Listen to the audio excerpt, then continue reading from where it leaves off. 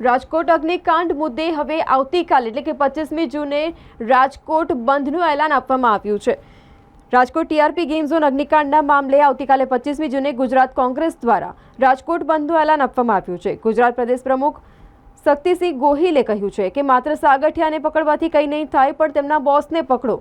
લોકોને સાથે સાથે બંધમાં જોડાવા માટે પણ અપીલ કરે છે।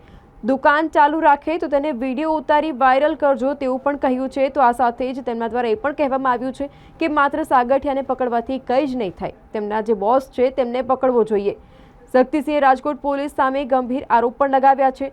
તો હવે રાહુલ ગાંધી રાજકોટ આવવા માટે તૈયારી બતાવી છે। પરિવારજનોને માત્ર 4 લાખની સહાય કરવામાં આવી છે તેમ જણાવતા કહ્યું છે કે રાહુલ ગાંધીએ રાજકોટ આવવાની તૈયારી બતાવી છે અને તેમના દ્વારા ભૂતકાળમાં કોઈ પણ મોટી દુર્ઘટના થાય તો મંત્રી રાજીનામું આપી દેતા હતા તેવું તેમને પણ કહ્યું છે। હવે આવતીકાલે જે ગુજરાત કોંગ્રેસ સમિતિ છે તેમના દ્વારા રાજકોટ બંધનું તેને જ લઈને અગ્નિકાંડ જે મુદ્દો હતો તે મુદ્દાને લઈને હવે આવતીકાલે રાજકોટ બંધનું એલાન આપવામાં આવ્યું છે।